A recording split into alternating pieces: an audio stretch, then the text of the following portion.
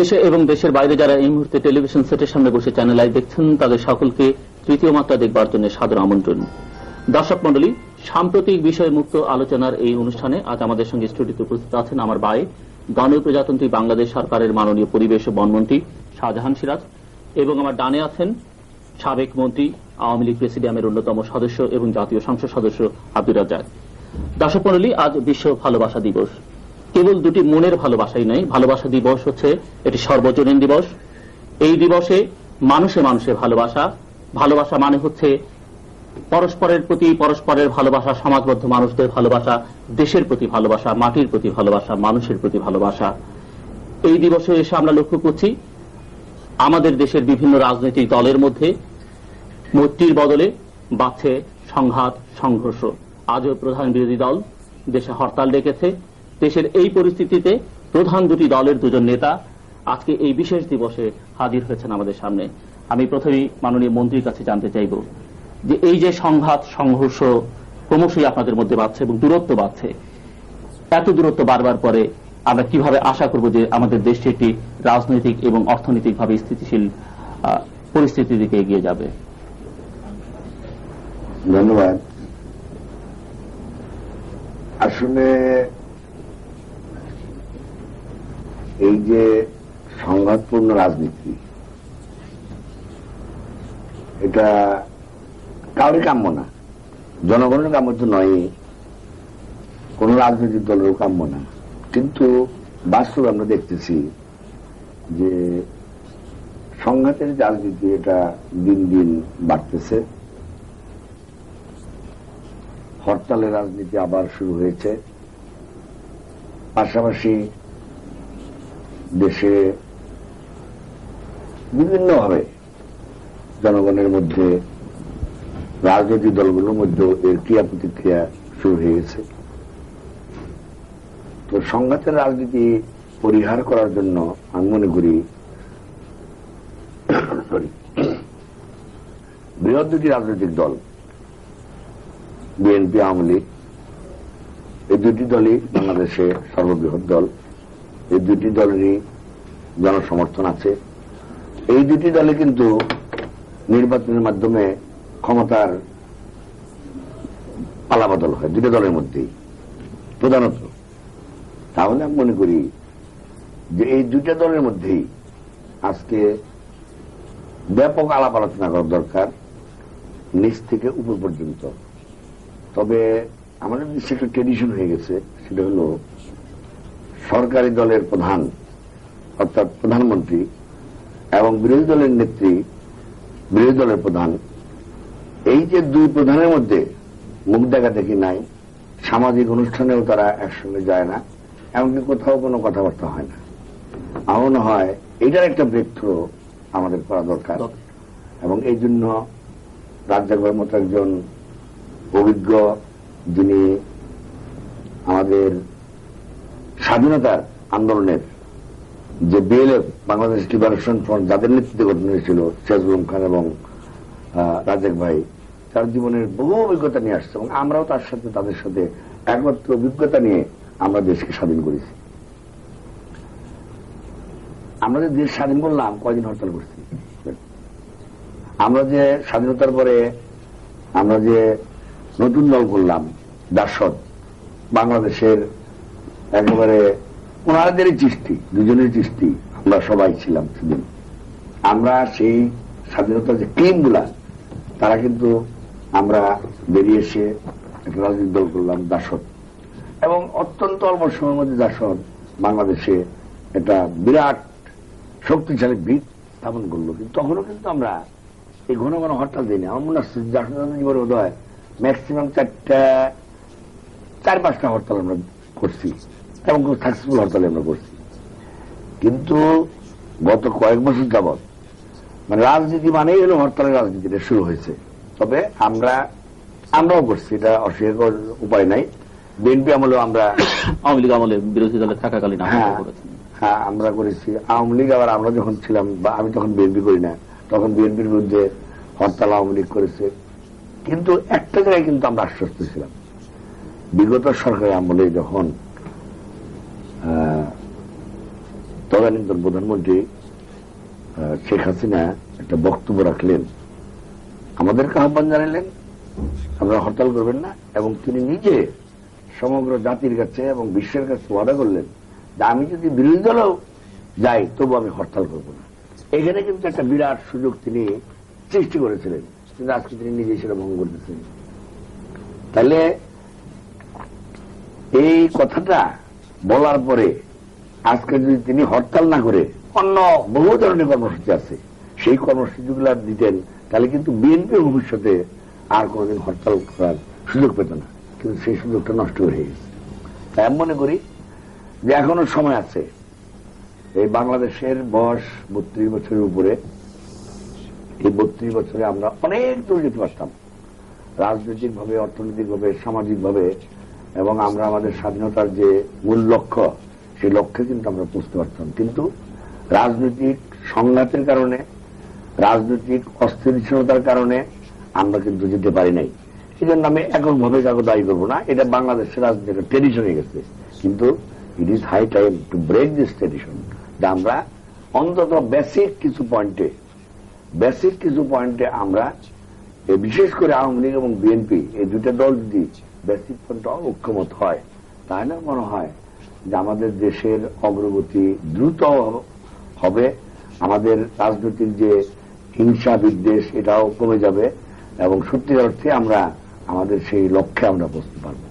আপনাদের দুজনেরই স্বাধীনতা সংগ্রামে অত্যন্ত গুরুত্বপূর্ণ ভূমিকা আছে। আপনার তো দীর্ঘ অভিজ্ঞতা সমৃদ্ধ একজন রাজনীতিবিদ। আপনি যে লক্ষ্য স্বপ্ন নিয়ে স্বাধীন করেছেন দেশ, আপনারা আজকে 32 বছর পরে এসে দেখছি যে এত অনৈক্য, এত বিভেদ, তাতে কি মনে হয় যে স্বাধীনতার স্বপ্ন থেকে আমরা অনেক দূরে সরে আছি?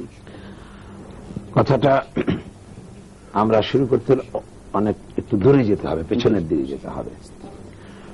বাংলাদেশ যখন আমরা স্বাধীন করেছিলাম জাতির জনক বঙ্গবন্ধুর নেতৃত্বে, সাধারণ সিরাজ সাহেব, আমরা একই প্ল্যাটফর্মে, একই জায়গায় আমরা সেই সময় ছিলাম, এবং আমরা বঙ্গবন্ধুর নেতৃত্বে আন্দোলন করেছি, সংগ্রাম করেছি, মুক্তিযুদ্ধ করেছি।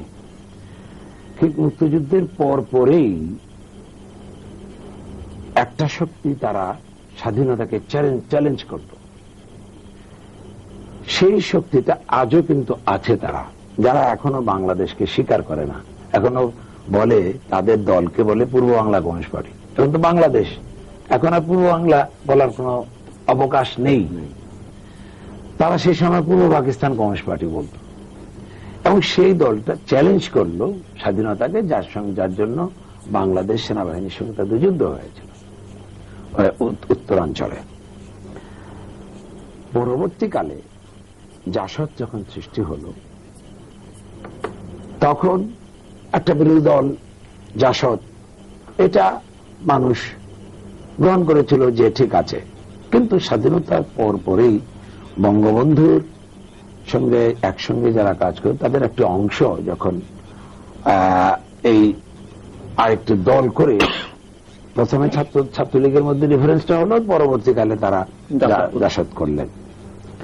তারপরেও জনগণ আশা করেছিল একটা নীতিগত রাজনীতি হবে, আদর্শগত রাজনীতি হবে, এবং নিয়মতান্ত্রিক রাজনীতি হবে। কিন্তু জাসদ তখন চলে গেল একটা অনিয়মতান্ত্রিক রাজনীতি, গণবাহিনী সৃষ্টির মাধ্যমে গেল, যেটা সাধারণ সিরাজ সাহেব পরবর্তীকালে তার বিরাট স্টেটমেন্ট দিয়েও তাদের সেই রাজনীতি, ভুল রাজনীতির কথা তিনি বলেছিলেন। সেইখানেই কিন্তু সংঘাতের রাজনীতিটা খুব প্রকট হয়ে গেল। স্বাধীনতার বিরুদ্ধে একদল গেল, এবং একদিকে যেমন ওই বামপন্থীর তরফ থেকে গেল, আরেকদিকে ডানপন্থী পাকিস্তানি যারা পাকিস্তানের পক্ষে ছিল, এই জামাত বা মুসলিম লীগ, রাজাকার, আল বদর আল শামস, তারা কিন্তু আবার মুসলিম বাংলা বলে আরেকটা গোপন সংগঠন করে তারাও চেষ্টা করেছিল স্বাধীনতার বিরুদ্ধে, স্বাধীনতাকে, সার্বভৌমত্বকে নস্যাৎ করার জন্য। কিন্তু সেই দিন বঙ্গবন্ধুর নেতৃত্বে সরকার খুব দৃঢ়তার সঙ্গে সুষ্ঠুভাবে দেশ পরিচালনার কারণেই তারা স্বাধীনতা, সার্বভৌমত্বকে আঘাত আনতে পারে নাই। কিন্তু সংঘাতের রাজনীতি সেখান থেকে একটা সৃষ্টি হলো। সেই সংঘাতের রাজনীতি আস্তে আস্তে বঙ্গবন্ধুকে হত্যা করা হলো, হত্যার রাজনীতি শুরু হয়ে গেল। হত্যা, সপরিবারে বঙ্গবন্ধুকে হত্যা করলো, 4 জাতীয় নেতাকে কারাগারে হত্যা করলো। এই হত্যার রাজনীতিটা হলো। তারপরে জাসদ নেতা তাহের সাহেবকে যেভাবে তড়িঘড়ি করে ফাঁসি দেওয়া হলো, সেটাও কিন্তু আমরা সমর্থন করিনি। আমরা তারও প্রতিবাদ করেছিলাম। এবং এইভাবেই কিন্তু হত্যা ষড়যন্ত্রের রাজনীতিটাকে একটা চরম অবস্থায় চলে গেল। এরপরে জিয়াউর রহমান সাহেব তিনি দেশ পরিচালনা করলেন কিছুদিন মার্শাল লোক দিয়ে। তারপরে সামরিক বাহিনীর ছত্রছায়ায় তিনি রাজনীতিটা শুরু করলেন, দল করলেন, এবং সেই দলটা সামরিক বাহিনীর ওই লোক দিয়েই তিনি এই দলগুলোরে সংগঠিত করার জন্য, তার দলটাকে সংগঠিত করার জন্য চেষ্টা করেছেন। এরপরে আবার জিয়াউর রহমান সাহেবকে হত্যা করা হল। জিয়াউর রহমান সাহেবকে হত্যা করে এরশাদ সাহেব ক্ষমতা আসলেন। এই সে একই পদ্ধতিতে সামরিক শাসন হইল। তারপরে আবার তিনি ওই সামরিক বাহিনীর লোক দিয়েই একটা দল গঠন করার জন্য বিভিন্নভাবে চেষ্টা করে তিনি চললেন। তখন আমরা চিন্তা করলাম যে এইভাবে তো আর দেশটা চলতে পারে না। সুতরাং তখন আমরা সবাই মিলেই চিন্তা করলাম যে আন্দোলনের মাধ্যমে এই স্বৈর শাসন বারবার যে একটা অনিয়তান্ত্রিক এবং অগণতান্ত্রিক একটা শক্তি সেই ক্ষমতা দখল করে নিয়েই তারপরে তাদের ইচ্ছা মতন দেশকে ধ্বংসের পথে ঠেলে দেয়, এটা হতে পারে না। তার বিরুদ্ধে আমরা তখন স্বৈর শাসনের বিরুদ্ধে যে আন্দোলনটা দীর্ঘদিন করেছি, বা আমরা 82 সালে শুরু করেছিলাম, 90 সালে যার পরিসমাপ্তি হয়েছিল। এবং সেই সময়ে কিন্তু আওয়ামী লীগ নেতৃত্বে 15 দল, বিএনপির নেতৃত্বে 7 দল, এটা কিন্তু একসঙ্গে আমরা কাজ করেছি। পরবর্তীকালে আওয়ামী লীগের কাছ থেকে কিছু ওই বামপন্থীরা যে তারা 5 দল করেছিল, কিন্তু আমরা ঐক্যবদ্ধভাবে আন্দোলনটা করেছিলাম। লক্ষ্য কি ছিল? সামরিক স্বৈর শাসনের বিরুদ্ধে, এবং যাতে এই দেশে স্বৈরাচারী সরকার না থাকে, গণতান্ত্রিক সরকার হয়, সংসদীয় গণতান্ত্রিক ভিত্তিতে এই দেশটাকে চেষ্টা পরিচালিত। এবং সেই আন্দোলনের সময় আমাদের একটা অঙ্গীকার ছিল, সাধারণ হিসেবে নিশ্চয়ই মনে আছে, আমাদের অঙ্গীকারটা ছিল হত্যা, ষড়যন্ত্রের রাজনীতি পরিহার করে আমরা দেশে গণতান্ত্রিক শাসন ব্যবস্থা কায়েম করব, সংসদীয় গণতন্ত্রের মাধ্যমে এই দেশটাকে পরিচালিত করব। এই যে এখানে একটা অঙ্গীকার জাতির কাছে অঙ্গীকার করেছিল। কিন্তু আমরা দেখলাম 91 সালের নির্বাচনে বিএনপি ক্ষমতা আসলো, তখন উনি স্বতন্ত্রভাবে নির্বাচিত হয়েছিলেন, জাসদ থেকে নির্বাচিত হয়েছিলেন। আমরা কিন্তু তখনও চিন্তা করছিলাম, আমাদের একটা সাজেশন ছিল যে দেখেন এই জায়গায় যে জায়গাটা আমাদের অঙ্গীকার, এই অঙ্গীকার যেন ভঙ্গ না হয়, আমরা যে আসেন মিলমিশ করে চলার চেষ্টা করি। কিন্তু দেখা গেল যে বেগম খালেদা জিয়ার নেতৃত্বে বিএনপি তারা এই জামাতকে সঙ্গে নিয়ে তাদেরকে ওই যে মহিলাদের 2টা সিট দিল, 2টা সিট মহিলাদের দিয়া তাদের সঙ্গে একটা ইয়ে করে তারা দেশটাকে দেশ পরিচালনার চেষ্টা করল। কিন্তু আমাদের প্রস্তাব ছিল যে দেশ পরিচালনা করতে গেলে আপনি ওই অপশক্তি, যারা স্বাধীনতা বিরোধী শক্তি, এদেরকে না নিয়ে আপনি গণতান্ত্রিক শক্তির সঙ্গে এ করে আপনি এই দেশটাকে পরিচালনা করেন। তিনি সে কথাটা শোনেননি। এইখানেই কিন্তু আরেকটা ধারা শুরু হলো, স্বাধীনতা বিরোধীদেরকে নিয়ে একটি ধারা শুরু হলো। সেই ধারার রাজনীতি আজও আছে, এবং তাদের রাজনীতি কিন্তু আপনারা সকলেই জানেন, স্বাধীনতা পরবর্তীকালে তারা কি করেছে, রক কাটে, হাত কাটে, চোখ তুলে, মানুষ হত্যা করে, এইটা কিন্তু চলে আসছে। এবং সেই অপশক্তিটা এখনো আছে, এবং সেই অপশক্তি বারবার বিভিন্ন সময় আমাদের মুক্তিযুদ্ধের যে ফসলগুলো, সেই ফসলের বিরুদ্ধে কথা বলেছে। যেমন তারা জাতীয় সঙ্গীত পাল্টাবার জন্য কথা বলেছিল, তারা কোন সময় পতাকার বিরুদ্ধে কথা বলেছে, তারা কোন সময়ই বাংলাদেশের স্বাধীনতা সার্বভৌমত্বকে মেনে নিয়ে এবং তাদের অতীত কার্যকলাপের যে অন্যায় করেছে সেটা ক্ষমা চেয়ে এই দেশের এই স্বাভাবিক রাজনীতিটাকে গ্রহণ করতে পারে নাই। স্বাধীনতা এবং সার্বভৌমত্বের রাজ্যে যে পরে যে আমরা বিরুদ্ধে তারা সবসময় একটা ষড়যন্ত্রমূলক কাজ করে দিয়েছে। এখন আজকে এসে যে কথাটা সিরাজ সাহেব বলেছেন, আমার কাছে সবচেয়ে ভালো লেগেছে ওনার যে আশাবাদটা ব্যক্ত করেছেন। সত্যি কথা বলতে গেলে কি, আমরা কিন্তু বহু আশা নিয়েই সেই 90-এর আন্দোলনটা করছিলাম, কিন্তু প্রথম এই একটা হোঁচট খেয়ে গেলাম। তারপরে আবার আন্দোলন করতে হলো। সে আন্দোলন করে আবার আমরা 96 সালে আওয়ামী লীগ ক্ষমতা আসলো। আবার সে আন্দোলন একই ধারায় আন্দোলন চললো। এর একটা পর্যায়ে যে উপলব্ধিটা এসেছিল, সেই উপলব্ধির কথাটা তিনি বলেছেন হরতালের কথা। এর একটা একটু ব্যাকগ্রাউন্ড আছে। সেটা হলো, যেই সরকারে যায় সবাই আমরা বলি যে হরতাল বন্ধ করুন, হরতালে এই ক্ষতি হয়, সুতরাং হরতাল করা উচিত। যদিও আমরা সকলেই জানি হরতাল নিয়মতান্ত্রিক আন্দোলনের একটি মাধ্যম, কিন্তু যেটা বেশি বেশি হরতাল করলে তাহলে দেশের ক্ষতি হয়, এটা কিন্তু সবাই জানি। এবং জানি বলে অনেক সময় আমরা সেটাকে সেই হরতালের ডাক দিই। এই কারণে সরকারের উপলব্ধি হবে যে তাইলে এত ক্ষতি করা যাবে না, সুতরাং আসো আলাপ আলোচনা হোক, সংসদে যায়। যে কারণে আমরা বলছিলাম সংসদকে কার্যকর করা হোক, সংসদই হোক সকল মানে রাজনৈতিক আলাপ আলোচনা কর্মকাণ্ডের একটা কেন্দ্রবিন্দু। তাহলে হয় কি, সংসদে আমরা কথা বলবো, কথা বলে আমরা পরস্পর বিতর্ক করবো, বিতর্ক করে একটা জায়গা নিয়ে আসবো। কিন্তু দেখা গেল সংসদও একসময় কার্যকর হয়ে গেল।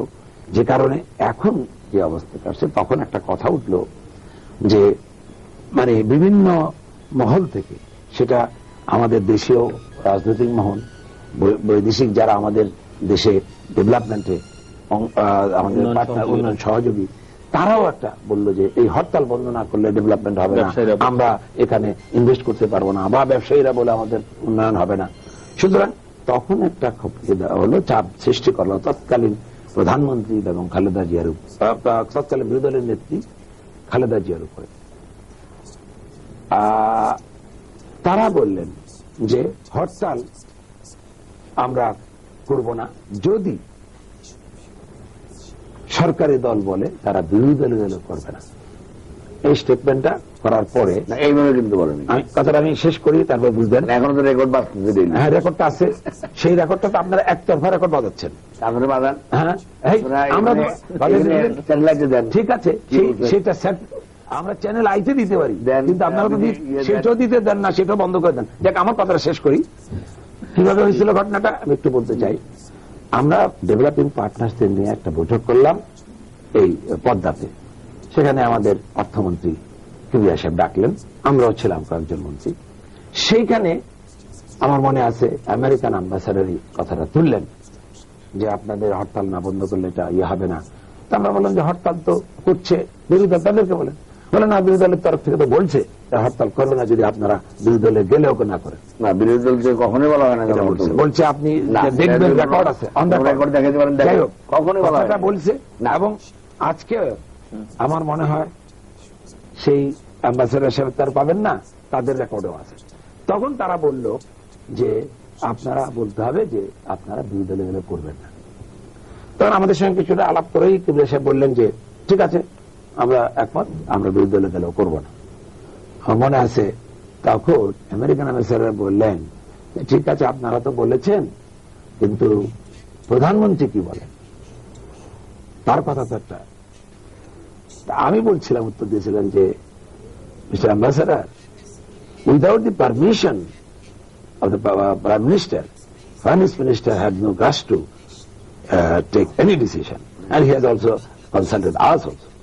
So he has consent, she has consent for it. না, উনি তো বক্তৃতাই করছেন। হ্যাঁ, তারপরে না পরে বক্তৃতা এই আসলো। তখন তিনি বললেন যে ঠিক আছে, as you have said, তোমরা সেটা করো।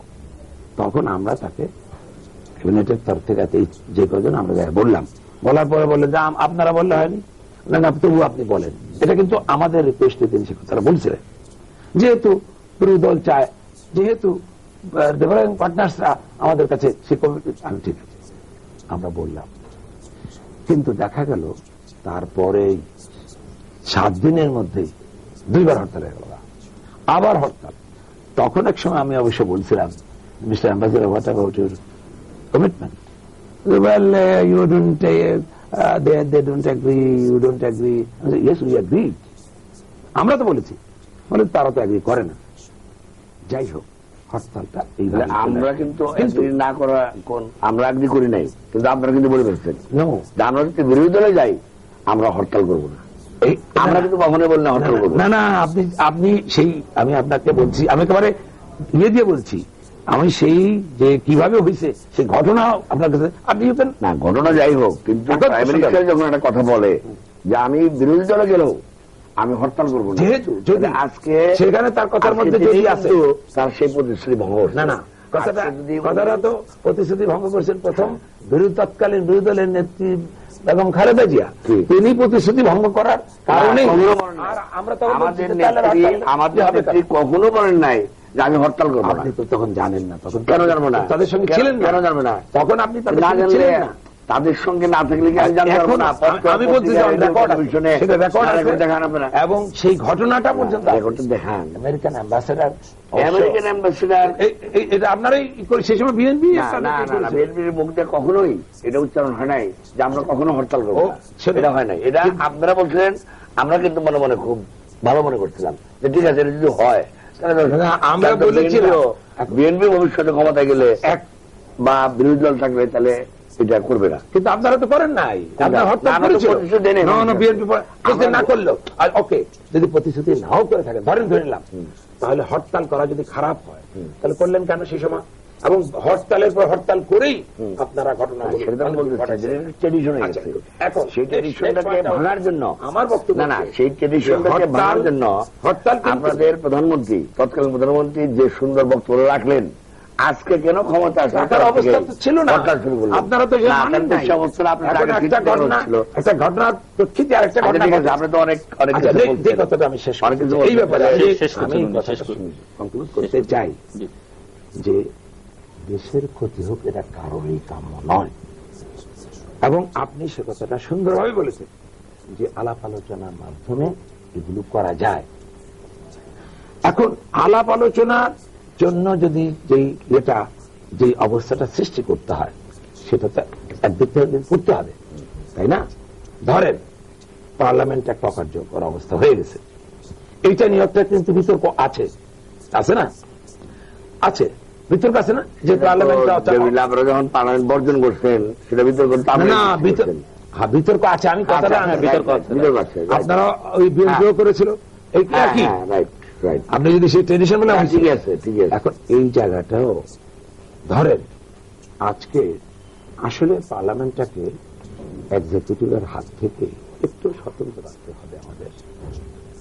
আপনি নিজে দেখতে, প্রত্যেকে আমি দেখেছি, আমি তো আপনাদের ভিতরের খবরটা জানি না। স্পিকার সাহেব উদ্যোগ নিতেছিলেন যে একটা আলাপ আলোচনা করে কিছু করা যায় কিনা, কিন্তু সেখানে সরকারের তরফ থেকে তাকে উদ্যোগটা নিতে দিল।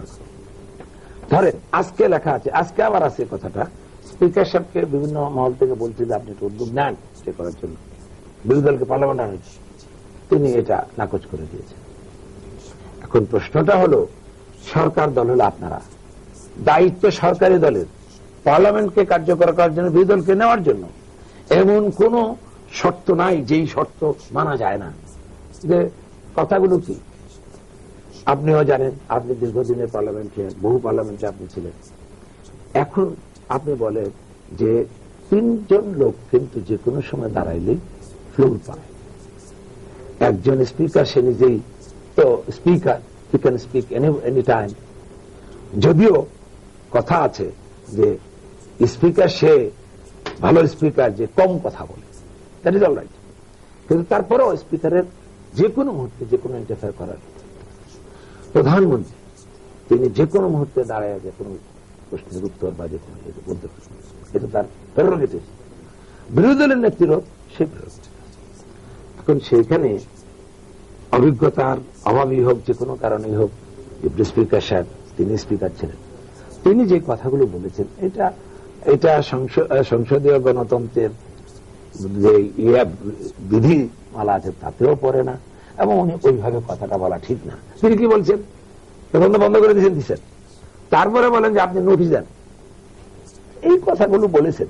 এখন যে কাজটা আছে তাকে বলার সুযোগ করে দেবেন, এবং যে কোনো সময় বলতে পারবেন, এই যদি একটা শুনেছেন তাহলে একটা ইয়ে হয়। আরো যেই কথা আছে যে আনপার্লামেন্টারি ওয়ার্ড যেই হোক কোনো কথা বলা যাবে না। তারপরে পার্লামেন্টকে কার্যকর করার জন্য পরস্পরের একটা ইয়ে থাকতে হবে, সেখানে আমাদের ইয়েরা আছে, হুইপরা আছে, যেগুলো আলোচনা করিয়া ঠিকঠাক করুক, যে কিভাবে আমরা পার্লামেন্টটাকে ই করবো। এই কতগুলো জিনিস নিয়ে যদি আলোচনা করা যেত অনেকটা এগিয়ে যেত, কিন্তু আলোচনারই স্কোপ নাই। এটা তো তাহলে আর কার্যকর দেখি এখন মাননীয় এই এলাকা। আমি এখন যে কথাটা জাতিকে তার অবস্থান বলতে চাই যে দেশকে সুষ্ঠুভাবে পরিচালনা করতে হলে সংসদকে কার্যকর করতে হবে, সংসদীয় গণতন্ত্রকে চালু রাখতে হবে, এবং এটাকে অকার্যকর করলে মারাত্মক অবস্থার সৃষ্টি হবে, এবং সেইটা খুবই সকলের জন্য সকলের জন্য খারাপ, বিশেষ করে রাজনৈতিক দলের জন্য আমি বলছি, রাজনৈতিক কথা- আমার জন্য যেটা আপনার জন্য আমাদের জন্য, সবার জন্য। সুতরাং সেই জায়গাটা আজকে নেই। আজকে যেন সেই জায়গাটা যেন সেই জায়গা যেতে না হয়, সে কারণেই উদ্যোগটা নেওয়া দরকার। উদ্যোগ নিয়ে পার্লামেন্টকে কার্যকর করতে হবে, উদ্যোগ নিয়ে দেশে যাতে সুষ্ঠুভাবে পরিচালিত হয় তার জন্য ব্যবস্থা নিতে হবে। এই যে আজকে ধরেন আজকে হরতাল ধরেন আমরা করছি, আমরা দেখেছি অনেক সময় হরতালকে অ্যাভয়েড করা, এই হরতালে অনেক জিনিস অ্যাভয়েড করা যায়, কিন্তু আপনারা যেইভাবে গতকালকে যেইভাবে হোম মিনিস্টার যেই কথা বললেন, তাতে মনে হলো তিনি যুদ্ধ ঘোষণা করে দেবেন, এবং যুদ্ধ ঘোষণা করছেন। আমরা মনে হয় এটা বলেই পার্লামেন্টে বলতে বলছেন, কিন্তু আজকে দেখলাম সক্রিয়ভাবে তিনি যুদ্ধ ঘোষণা করবেন। আমাদের সাবেক মন্ত্রী সাবের হোসেন চৌধুরী, তার মতো একজন ইয়েকে তাকে যেইভাবে মাথার আঘাত করা হয়েছিল, প্রথমত সে সংজ্ঞা হারায় বলেছিল, অনেকক্ষণ ছিল, আল্লাহর হুকুমে যেহেতু সংজ্ঞাটা ফিরে গিয়েছে, এখনো সে মানে ঘুমের মধ্যেই আছে। তারপরে এখনকার পার্লামেন্ট মেম্বার আপনার আমার কলিগ আহসানুল্লাহ মাস্টার, তাকে যেইভাবে মেরেছে সেটাও একটা অমানসিক। তারপরে যেটা ব্যাপকভাবে অন্তত 50-60 জন মেয়েকে যেভাবে অত্যাচার করেছে, আমি আপনাদের কাছে বলতে পারবো না যে এমন সব জায়গায় তারা লাথি মেরেছে সেটা বলাও যাবে না। অর্থাৎ অত্যাচারের নির্যাতনটা এটা এই ধরনের হওয়া উচিত না। মাননীয় মন্ত্রী, সুতরাং আসুন আমরা একটা জায়গায় দেশটাকে নিতে হলে সংসদকে কার্যকর করি, সংসদীয় গণতন্ত্রকে চালু রাখি, দেশটাকে বাঁচাই। দেশ বাঁচলে আপনিও বাঁচবেন, আমিও বাঁচবো। আপনি মন্ত্রী হয়েছেন, আমরা মন্ত্রী না হলেও রাজনীতি করার, সুষ্ঠু রাজনীতি করার সুযোগ মন্ত্রী ছিলেন তো। এই কারণেই তো আমরা চাচ্ছি যে দেশটা আচ্ছা ঠিক আছে রাজীব ভাই, আমি কিন্তু অতীত জানতে চাই নাই, আমি বর্তমান নিয়েই কথাবার্তা বলতে চেয়েছিলাম, কিন্তু আপনি কিন্তু অতীত নিয়ে আসছেন। এক নম্বর হলো, সেটা আপনাকে আমি বলছি না না। ঠিক আছে আমি জবাব বলে দিব আপনাকে। স্বাধীনতার পরে আমরা সবাই আশা করছিলাম যে যারা স্বাধীনতা বিরোধী শক্তি তাদের একটা বিচার হওয়া দরকার, একটা এক্সাম্পল পানিশমেন্ট অফ দ্য একজনের হলো হওয়া দরকার। কিন্তু আপনি নিজে জানেন, হঠাৎ করে আকস্মিক ভাবে একটা মিটিং এ গিয়ে তদানীন্তন প্রধানমন্ত্রী শেখ মুজিবুর রহমান সাহেব ঘোষণা করলেন আমি সবাইকে মাফ করে দিই। আপনারই তো সেই রাস্তা খুলে দিচ্ছেন, এক মাফ করে দিচ্ছেন, দুই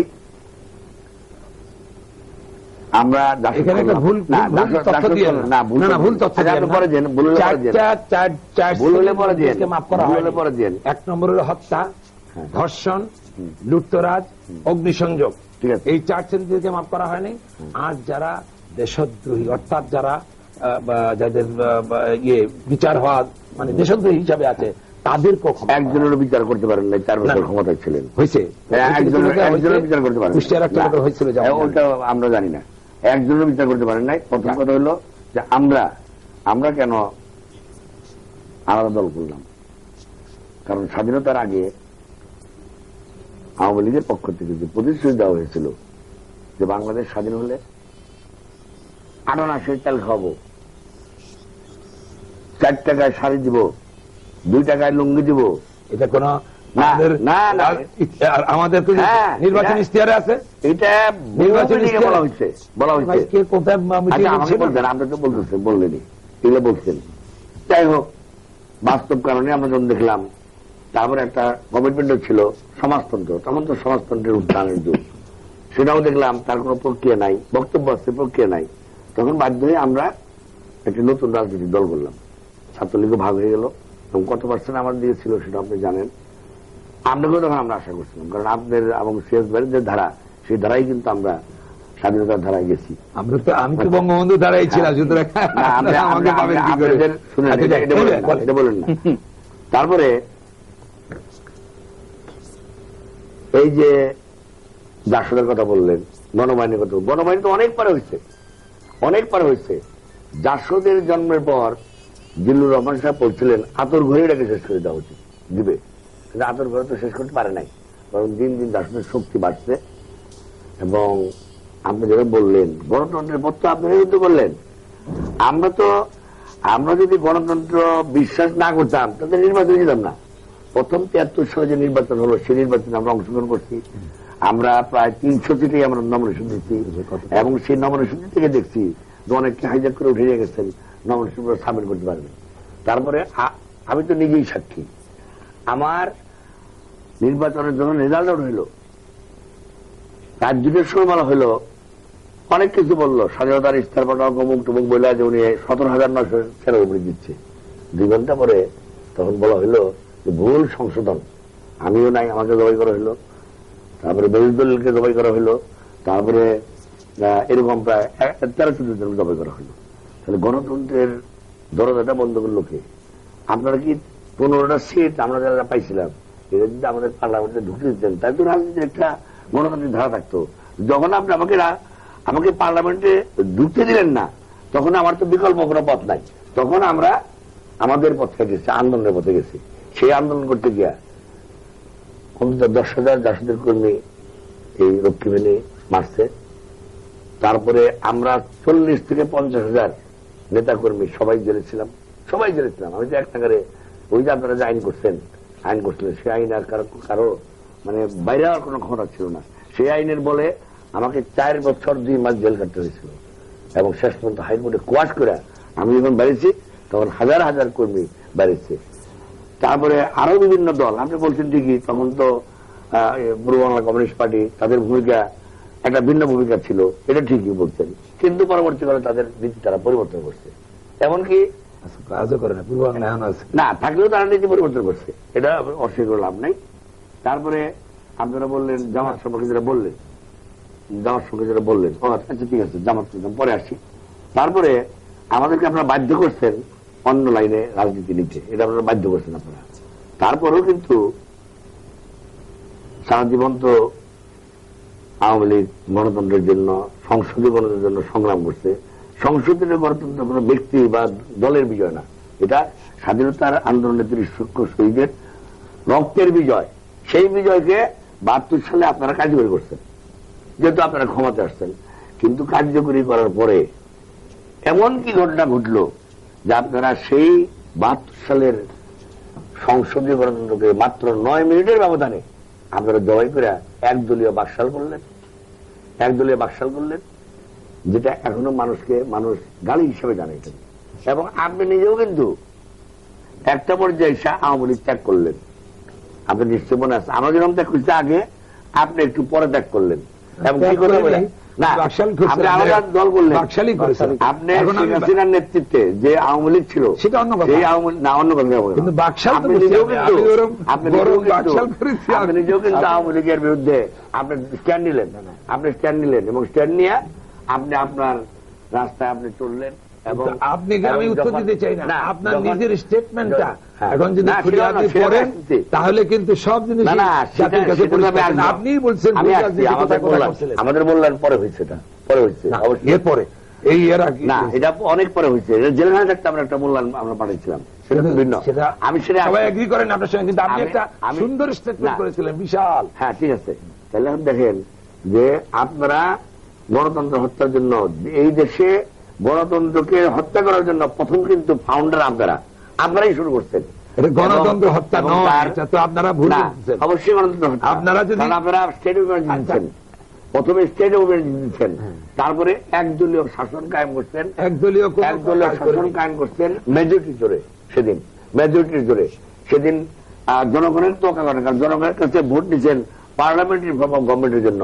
আর আপনারা সেই পার্লামেন্টে বসে একদলীয় শাসন করলেন না, আপনারা সমস্ত পত্রিকা, নিজেদের 2-4টা পত্রিকা বাদ দিয়া সব পত্রিকা মনে আছে আপনার, নিশ্চয়ই আপনারা শুয়োরের খোয়ার বলছিলেন, আপনিও বলেছেন, আপনাদের থিওরি অনুযায়ী যদি বলেন তাহলে আমরা একটা থিওরির ভিত্তিতেই সবাইকে নিয়ে সবাইকে নিয়ে একটা দল করতে চেয়েছিলাম, পারছিলেন, 5 বছরের জন্য। কাকে নিয়ে করছিলেন? সব দলই এসেছিল, কোন দল আসছিল? খালি আন্ডারগ্রাউন্ড দল ছাড়া। বাংলাদেশের সেকেন্ড পার্টি ছিল তখন আমরা আন্ডারগ্রাউন্ড, তখন আপনার আন্ডারগ্রাউন্ড মনে আছে? আন্ডারগ্রাউন্ড হলাম কেন? সেটা অন্য কথা। আপনারা পার্টি ব্যান করলেন বলে তারপরেও আন্ডারগ্রাউন্ড হলে। আচ্ছা ঠিক আছে, তারপরে আসবে আপনার কথা তুলে দিই। তারপরে সময় কিন্তু সংক্ষিপ্ত, শুধু আমাকে জবাব দেওয়ার সুযোগ দিন। অনেকক্ষণ বলছেন, আমি তো চুপ করেছিলাম তখন। তারপরে জিয়া রহমান সম্পর্কে যেটা বললেন, জিয়া রহমান মার্শাল্লাহ দেয় নাই আপনাদের দলের থেকেই। আপনাদের দলে মোস্তাক আহমেদের নেতৃত্বে আপনাদের আওয়ামী লীগ থেকেই শেখ মুজিবকে হত্যা করা হয়েছে, এবং আপনারা হত্যা করার পরে গভর্নমেন্টে ফর্ম করছেন। আপনারা গভর্নমেন্ট কাকে নিয়ে? আওয়ামী লীগকে নিয়ে গভর্নমেন্ট ফর্ম করছেন, এবং মোস্তাকের নেতৃত্বে সরকার হয়েছে। তারপরে আপনারা যখন মোস্তাকের নেতৃত্বে যখন সরকার গঠন হইয়া যখন তারা চলতেছিল, তার মাঝে কিন্তু সারা দেশের মানুষ তখন করলো যে আওয়ামী লীগ ক্ষমতায় ছিল, তাদেরকে উৎখাত করে আবার সেই আওয়ামী লীগ ক্ষমতা আসতো। মানুষের মধ্যে একটা দারুণ ক্ষোভ সৃষ্টি হয়েছিল তখন মানুষের মধ্যে। মানুষের ছিল পরিবর্তন, আওয়ামী লীগের পরিবর্তন, কিন্তু আওয়ামী লীগের পরিবর্তন না হলে আওয়ামী লীগের পক্ষে থেকে আবার আওয়ামী লীগ ক্ষমতা আসতো। তো জিয়াউর রহমান কিন্তু মার্শাল্লাহ দেয় নাই। সেই মার্শাল্লাহ জিয়াউর রহমান সাহেব মার্শাল্লাহ দেয় নাই। Ziaur Rahman martial chief martial administrator ছিলেন না, সেটা পরে জিয়াউর রহমান সাহেব মার্শাল দেবে কেন?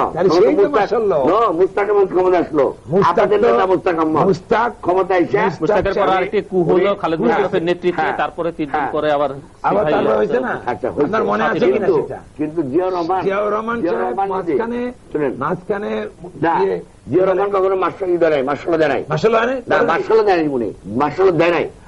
জিয়াউর রহমান মার্শাল্লাহ উঠাইছে একটা গণতান্ত্রিক প্রক্রিয়ার মধ্যে। আপনি জিয়াউর রহমান যদি তার যদি রাজনীতি করার ইচ্ছা থাকতো, রাজনীতি ইচ্ছা থাকতো, তাহলে বাংলাদেশ স্বাধীন হওয়ার পরে সবচেয়ে পপুলার জেনারেল ছিল জিয়াউর রহমান। আমরা অস্বীকার করবেন না, যিনি আপনি আমার সামনেই বাংলাদেশের স্বাধীনতার ঘোষণা করছিলেন। স্বাধীনতার ঘোষণা না, বঙ্গবন্ধুর পক্ষ থেকে প্রথমত তিনি নিজেই স্বাধীনতা ঘোষণা করছেন, তারপরে আবার সেটা পরিবর্তন হয়ে on behalf of Sheikh Mujib, সেটাকে আমরা অস্বীকার করবো না। কারণ আমি আপনি এক জায়গায় ছিলাম, খুব উৎফুল্ল হয়ে গেছিলাম শুনে আমরা, এটা মিথ্যা কথা। এখন কিন্তু জিয়া রহমান যে ক্ষমতা আসলো না, জনগণ থেকে আনলো, সেদিন দেশের সিপাহী জনতা ঐক্যবদ্ধ হয়ে একটা সিপাহী জনতার গণ্য অভ্যুত্থান বিপ্লব করে জিয়া রহমানকে ক্ষমতা বসেছে, এবং ক্ষমতা আসলে তারকে ফাঁসি দিছে। সেটা ভিন্ন কথা, সেটা ভিন্ন কথা। এই জন্য আপনি যদি আমাদের সমিতির করছিল যে এই জিয়া রহমানকে ক্ষমতা আনার পিছনে বা এই ধরনের একটা অভ্যুত্থান যে দেশে অপরিহার্য, এর পিছনে কিন্তু আমাদের দাসদেরও একটা প্রক্রিয়া ছিল, এবং সেই প্রক্রিয়ারই একটা অংশ হিসেবে 7 নভেম্বরের গণ অভ্যুত্থান অর্থাৎ সিপাহী জনতার অভ্যুত্থান ঘটেছিল, এবং জিয়া রহমানকে বের করে আনছিল। কিন্তু আমাদেরই মধ্যে কিছু ঘটনাকারী, আমাদের মধ্যে গণতন্ত্র, আমাদের ডেফিনেটলি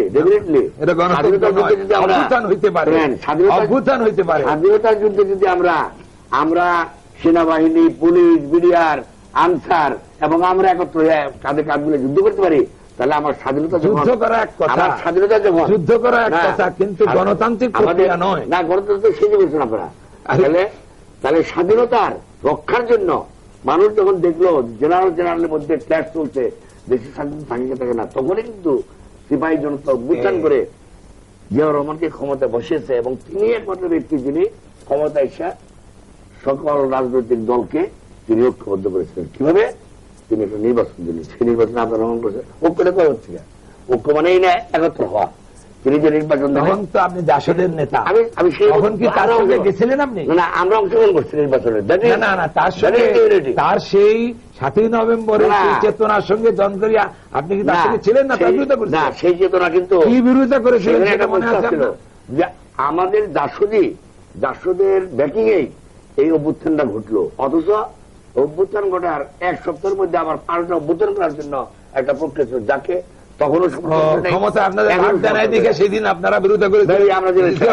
আমরা জেলে ছিলাম তখন, জিয়াউর রহমান সাহেব যারা বাইরে ছিল, কিন্তু জিয়াউর রহমান সাহেব মার্শাল্লাহ চিফ মার্শাল অ্যাডমিনিস্ট্রেটর ছিলেন, তারপরে তিনি প্রেসিডেন্ট ছিলেন, এবং মার্শাল্লাহর মাধ্যমে তিনি দলটাকে দেখাতে পারবেন যে একবার দেশে মার্শাল্লাহ হইলে, মার্শাল তো আপনারাই আনছেন, আমরা আনলাম কোথায়? আপনারা একদলে শাসন করার পরে খুনি মুস্তাক আসছিল, হ্যাঁ। তাকে যদি আওয়ামী লীগ খুনি ধরে, মুস্তাকের সঙ্গে তাহলে- কারা ছিল বলেন আপনি? হ্যাঁ? আপনার দল লোক কিন্তু ক্যাবিনেট আরে দল মানে কি আমাদের যারা তারা এখনো আছে। যারা এখনো- ষড়যন্ত্রকারী, তারা যে এখনো আছে আপনার দলে, না, এখনো আপনার দলে না, আছে। আমাদের দলে নেই। তাহলে আপনারাই কিন্তু এই ঘটনাটা ঘটাইলেন, আমরা- শুরু করলেন। তারপরে তারপরে তো একটা শুনেন, চক্রান্তের ফসল না, এবং বিদেশি না, চক্রান্তের ফসল। না।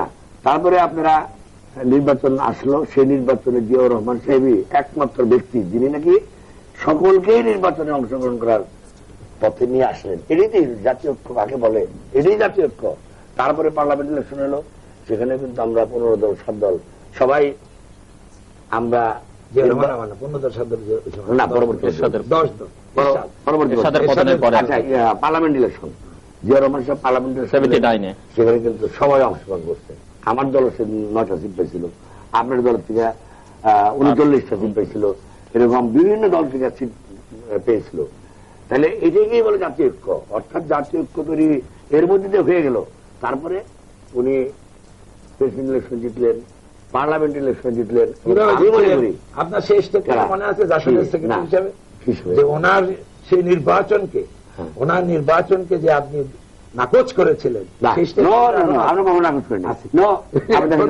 দেখেন শুনেন, দেশের একটা ধারাই আছে, নির্বাচন করলে একটা উত্থাপিত হবে, এর ধারা আছে।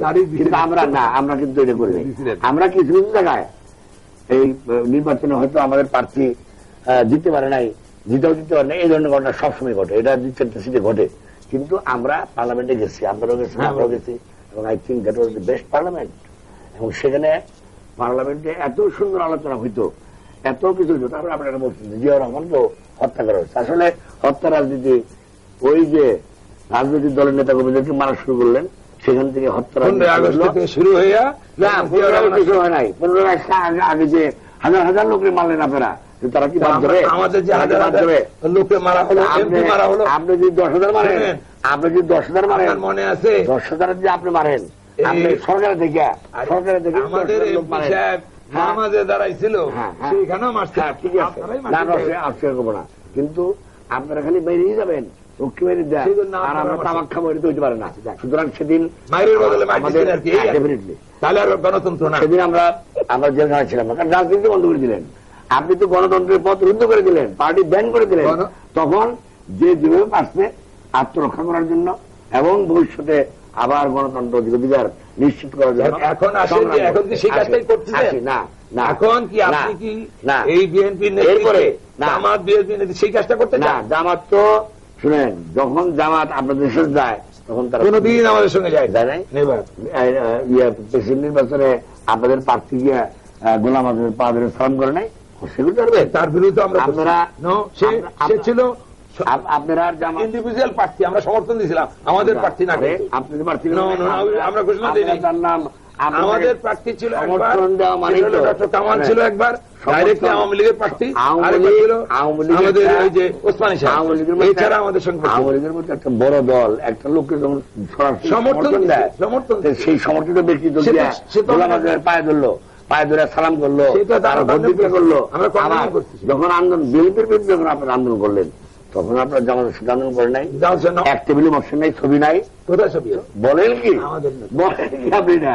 আমরা শুনে আচ্ছা, আপনার কাছে আজকে কথাটা শুনে আপনারা বৈশাখ শুনে আপনারা একটা হলো করছেন, ঐক্যবদ্ধ আন্দোলন, একসাথে বসছেন। আরেকটা হলো যে আমি আন্দোলন করছি, সেই আন্দোলনের প্রোগ্রামে যদি কেউ আসে না, যদি আসে না, আপনারা এক টেবিলে বৈশা আপনারা যুগপৎ আন্দোলনে, হ্যাঁ এক টেবিলে ছবি আছে, কথা হয়, ছবি আছে, আমি দেখাবো কাল সেটা কোনো সময়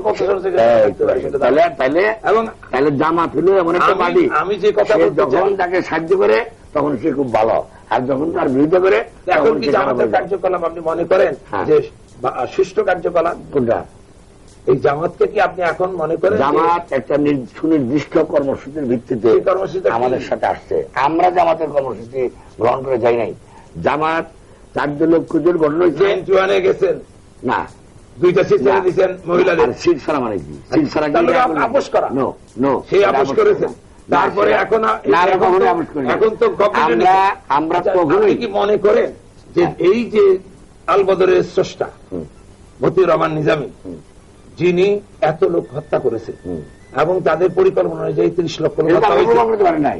আরে আপনারা তো প্রমাণ করতে আপনি পারেন অস্বীকার নাই। করছেন কিনা সেটা আমি জানি আপনারা না। যখন প্রমাণ করতে না, না, পারেন নাই আপনি তখন তো আমি এটা বলতে পারি না। আপনি কি অস্বীকার করতে পারেন? আমি বলি যে তারা আপনি কি স্বাধীনতার অস্বীকার বিরুদ্ধে করছেন করছে, সেটা? হ্যাঁ। স্বাধীনতার বিরুদ্ধে করছে, কিন্তু আপনারা কি কারণে 4 বছর প্রমাণ করতে পারলেন না, এদেরকে ধরতে পারলেন না, বিচার করতে পারলেন না, সেটা বরং আপনার কথা, ক্ষমা করে কিন্তু দিলেন। আপনি কি আপনারা ক্ষমা করে আপনি কি দিলেন। অস্বীকার করেন যে সে না, স্বাধীনতা না, বিরোধী? না, সে না, স্বাধীনতা আমি এখন মনে করি না যে জামাত এখন স্বাধীনতা বিরোধী। জামাত বাংলাদেশের অস্তিত্বকে মেনে নিয়ে আমাদের যে আচ্ছা, সেদিন যে কর্মসূচি- আপনাদের এক মন্ত্রী আমাদের তাকে কর্মসূচি- তাদের মিটিং এ শিবিরের মিটিং এ যে বললেন, না, আমি তারা সমর্থন করি না। হ্যাঁ? আমি এটা সমর্থন করি না, এবং এটা আমাদের পার্টির থেকে মিটিং করে বলে দিচ্ছি যে দেখুন, আপনারা তো এটা- স্বাধীন এটার হয় নাই। বিরোধিতা করেন না? হ্যাঁ, কেন আমাদের মিটিং না, বলে না, দিচ্ছে, না, বলে না, আমরা না, বিরোধিতা না, করছি। এটা যাওয়া উচিত। আমি আপনার সঙ্গে আপনার হ্যাঁ, সৎ ঠিক সাহস আছে, আছে। ঠিক আছে, আমি ঠিক খুব আছে। খুশি হয়েছি। আমি এখনো বলতেছি কিন্তু বলা এই উচিত। কথা ঠিক হয় নাই, এ কথা ঠিক না, কারণ আমরা পাকিস্তান রক্ষা করার জন্য আমরা কখনো আন্দোলন করি নাই, আমরা পাকিস্তান ভাঙার জন্য আমরা আন্দোলন করি। কারণ স্বাধীনতার জন্য, বাঙালির স্বাধীনতার জন্য করছে। ওইটা এক কথাই, সেই পাকিস্তানের তাহলে আন্দোলন সেই- স্বাধীন হয় না। সুতরাং সে হ্যাঁ। এখন বলতেছে হ্যাঁ। তাদের মিটিং এ দাঁড়াইয়া, হ্যাঁ। এবং তারা তার তালি দিতেছে, হ্যাঁ। তার মানে এখনো তারা স্বাধীনতার বিরুদ্ধে চিন্তা আছে। না, তারা কিন্তু অতীতের কথা বলছে,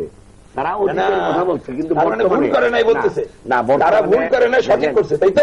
আপনি কি শেয়ার করবেন যে বাক্সাল করে আমি রাইট করছিলাম, ভুল করছিলাম, আপনি শেয়ার করবেন না, আমি ভুল করি আপনারা না। অতীতে যা করছেন আমরা কোনোটাই বাংলাদেশ কৃষক কোনোটাই সমিতি আজ আওয়ামী লীগ পর্যন্ত- করে এই দেশের কৃষক, শ্রমিক, মেহনতি মানুষকে ঐক্যবদ্ধ করার লক্ষ্যে আমরা সব দলকে নিয়ে একটা মোর্চার মতো করেছিলাম, ন্যাশনাল তাহলে আপনারা এবং সেইটাকে তাহলে একটা- তাহলে এবং আপনারা- তারও একটা পরিকল্পনা তাহলে ছিল। গণতন্ত্রের কথা 5 আপনারা বলতে বছরের পারেন না। জন্য আমরা একটা ট্রায়াল এন্ড এরার করতে চাইছিলাম, কিভাবে? এবং 5 বছর পরে আবার যখন দলগুলো যার যার স্বাধীনতার দলে পরে করে যাবে। আমি আর রব্বাই যখন স্টেটমেন্ট দিচ্ছিলাম, স্বাধীনতার সকল পক্ষের সবাইকে নিয়ে একটা বিপ্লবী সরকার গঠন করেন, কি সেদিন আমাদের কি বলছে আপনি করেন নাই, কিন্তু আমাদের চিলেন দাঁড়ানো পরে আওয়ামী লীগের অনেকেই, ছাত্রলীগের অনেকেই আমাদের আখ্যায়িত করছে, ছাত্রলীগ কিন্তু কি কারণ জানি? কিন্তু আমরা যা বলছিলাম প্রশ্নটা হচ্ছে যে সময় মতো যদি করতেন, সময় মতো করতেন, কিন্তু সময় যখন চলে গেল, যখন পায়ের নিচ থেকে মাটি চলে গেল, তখন কিন্তু এটা আপনারা করছেন, এবং এটা আপনাদের দলের অস্তিত্বকে রক্ষার জন্য জনগণের স্বার্থে করেন নাই। বাদশাহ বলছেন আপনারা চিরদিনের জন্য ক্ষমা দেখা যাবে, না, না, না। কিন্তু এটা আপনারা মনে আছে, না, এই প্রস্তাব কিন্তু আমরা হুম। জাতির জনক বঙ্গবন্ধুর কাছে হুম, আমরা বলছিলাম যে একটা এই গভর্নমেন্ট হবে, যে গভর্নমেন্টটা হবে সর্বদলীয় ভাবে, সর্বদল এবং সর্বমত নিয়ে একটা রিভলিউশনারি কাউন্সিল, মনে আছে? এই একদিন পরে 4 বছর পরে আরে ভাই, অবস্থা স্বাধীনতার যুদ্ধ হলো 71 সালে, আর আপনি 74 সালে যে রেভলিউশনে অবস্থার যখন আপনার বিরুদ্ধে একটা আমরা বিরাট করে শক্তি দাঁড়িয়ে নিয়ে গেছে, যখন জি, আমরা- চালের দাম, তখনও ডালের যদি দাম, আপনারা- সমস্ত জিনিসের দাম বেড়ে গেছে, না, তখন কত যখন ছিল? যখন লক্ষ লক্ষ লোক হত্যা করে। লক্ষ লক্ষ লোক না খেয়ে মারা যাচ্ছে, মহিলারা কোনো কাপড় কিনতে পারছে না, তখন আমরা এসে বিপ্লবী সরকার আমরা- করবেন, আর সেই বিপ্লবী সরকারে কেউ যোগ দিবে, এটা কি করে আশা করেন? সবাই ছিল। আবার একটু না, কেউ বর্তমানে ছিল ফিরে না। আসি আমরা অনুষ্ঠানে। না, আমাদের কাছে আপনারা প্রস্তাব দিলেন, হ্যাঁ। এবং সেখানে আমরা বলছিলাম যে এইটা যদি করেন গণতন্ত্র হত্যা করতে পারবেন না, স্টেডিয়াম দিতে পারবেন না, যার যার দল অস্তিত্ব থাকবে সেইভাবে একটা ঐক্য হইতে পারে, কিন্তু আপনারা আপনি সেটাই জানেন, আমরা করছিলাম। না, আপনি জানেন, আমরা ঐক্য হতে পারি। আপনি যাই হোক, জানেন, এখন রাতের- বলে। এক রাত্রে এখন- 2টা গোল হয়ে গেল। একটা হলো আমরা কথা দিচ্ছিলেন যে হ্যাঁ এইভাবেই করবো, সেজন্য ওখানের সঙ্গে দেখা হয়েছিল, কিন্তু পরের দিন কিন্তু একেবারে উল্টাটা করলেন। না, সেখানে কথা আছে, আমি এখন কন্ট্যাক্ট করতে চাই না। এখন যে বর্তমানে কথা বলি, আপনি যেটা বলছেন বর্তমানে কথা, আমরা অনুষ্ঠানের শেষ আমরা মনে পর্যায়ে করি বর্তমানে যে ফিরে ঠিক আসি। আছে, অতীতের কথা তুললে লাভ নেই। আমি মনে করি অতীত এখন আমাদের ভুলে যাবো। শিক্ষা গ্রহণ করবো। হ্যাঁ, শিক্ষা গ্রহণ করে আসেন, আমরা কিভাবে, কারণ আপনার আমার বয়স কিন্তু কম হয় নাই, তাই না? আমরা এই জেনারেশন কিন্তু আর 5-10 বছর বেশি বাঁচবো না, আমার ধারণা। তাহলে আমরা যদি সত্যিকার অর্থেই আমাদের ভবিষ্যৎ প্রজন্মকে ভালোবাসি, যে কারণে আমরা স্বাধীনতা রক্ত দিয়েছে আমাদের ভাইয়েরা বোনেরা, তাহলে সেই কথা যদি মনে করি তাহলে আসেন, কারণ এখন দেশকে পাত্তা মারা একটাই পথ, সরকারি দল এবং বিরোধী দলের মধ্যে একটা সমঝোতা আসা। সমঝোতাটা কি? সেটা হলো মানুষের মুক্তির জন্য রাজনৈতিক সমঝোতা, অর্থনৈতিক সমঝোতা, সামাজিক সমঝোতা। এইটা যদি আমরা করতে পারি তাহলে আমরা বিরাট পরিণত হবো। এক জায়গা থেকে শুরু করতে হবে। হ্যাঁ, সেই শুরু কিন্তু আমি আপনাদেরকে আমি একটা প্রস্তাব দিই। খালেদা জিয়া কিন্তু আমার কথা শুনেন। সেই আহ্বান বারবার জানাইছে, জানাইলো, আপনারা সাড়া দেন নাই। না শুনেন না, আপনারা আমরা সারা দিয়েছি কিভাবে জানেন? না, আপনারা তো সাড়া দেননি, শুনেন না, বরং একটু কথা, একটা কথা শুনেন।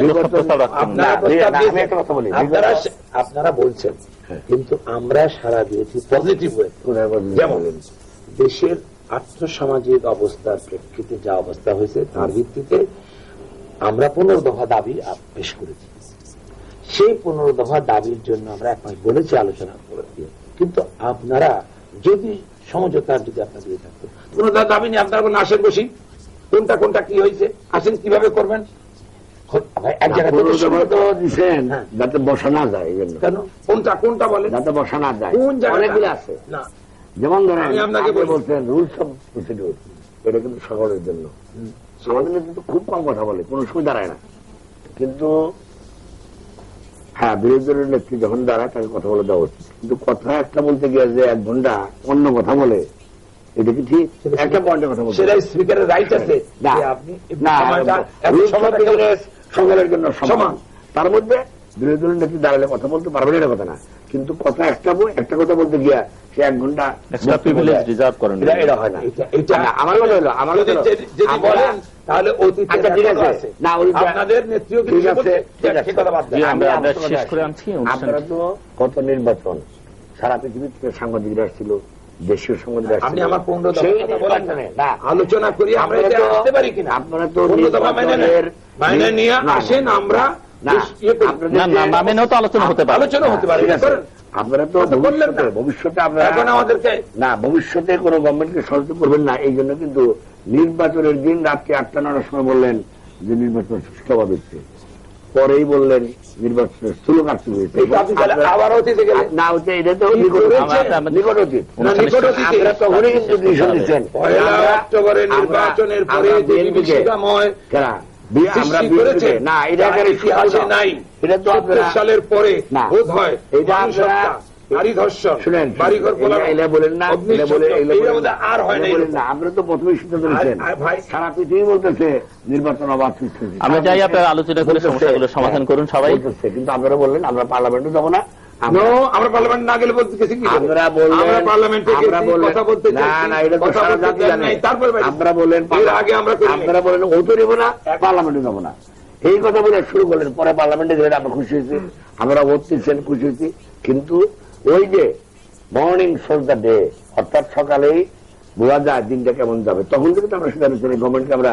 কিন্তু খালেদা জিয়া বুঝলাম, আমরা যিনি বিরোধী দল হিসেবে নেত্রী হিসেবে পার্লামেন্টে গিয়া বলছে যে আমি আপনাদের সহযোগিতার হস্ত আমি সম্প্রসারণ করলাম, আমি সহযোগিতা করবো, এই কথাটাই তো আজকে শেখ হাসিনার কাছ থেকে মানুষ আশা করছে। কিন্তু এখন আমাদের কথা না, আমরা সেই লাইনে আসতে না, আমরা বিরোধী দল, সম্মানিত নেতৃবৃন্দ, অনুষ্ঠান আপনাদের যিনি একজন বড় নেতা ছিলেন, যাকে আপনারা রাষ্ট্রপতি বানাইছিলেন, সেই ডাক্তার বদরুদ্দোজা সাহেব কি বলেন আজকে আপনাদের সম্পর্কে, কি বলেন দেশ সম্পর্কে, যে সন্ত্রাস, দুর্নীতি এবং দেশটাকে ধ্বংসের পথে কোথায় নিয়ে, এটাও একটা ট্রেডিশন।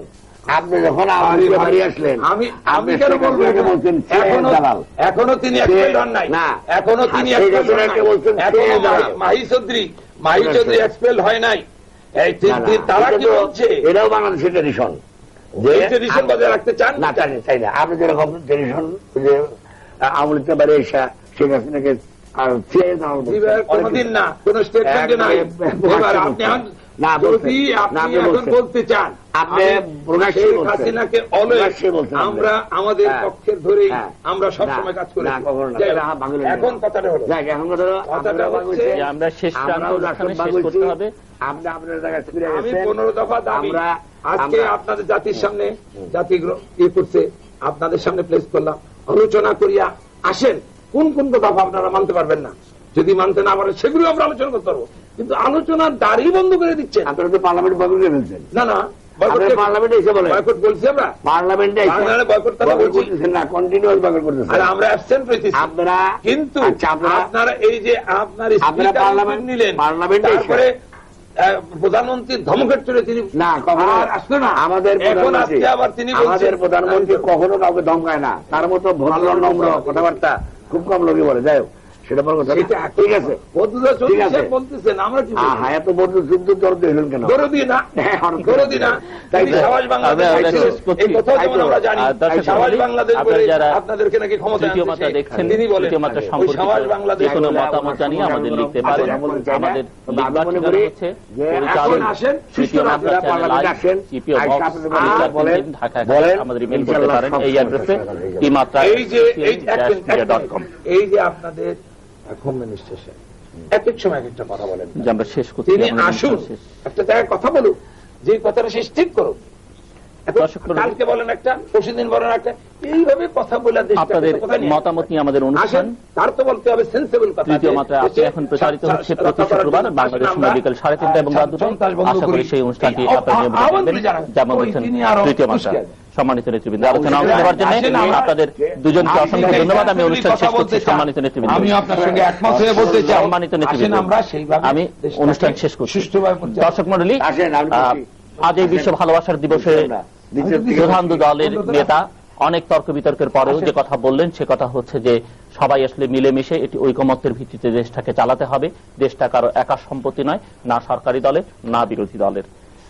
এবং আমরা আশা করব এই দুই দলের মধ্যে যারা ঘুরে ফিরে দেশটিকে পরিচালনা করছেন, তাদের মধ্যে যে দূরত্ব আছে, রাজনৈতিক দূরত্ব, সেটি ধীরে ধীরে কমিয়ে আনবার জন্য এই টেবিলে যে দুজন নেতা আছেন, দুজনই অত্যন্ত দীর্ঘদিন যাবৎ রাজনৈতিক অভিজ্ঞতা সমৃদ্ধ মানুষ। তারা উদ্যোগী হবেন এবং অন্যরা উদ্যোগী হবেন এবং সবাই মিলেমিশে আমরা আমাদের দেশটাকে পরিচালনা করতে চাই। দর্শক মণ্ডলী, আপনাদের সবাইকে ভালোবাসা দিবসের শুভেচ্ছা জানিয়ে অনুষ্ঠান এখানে শেষ করছি। আপনার সকলের জন্য শুভকামনা।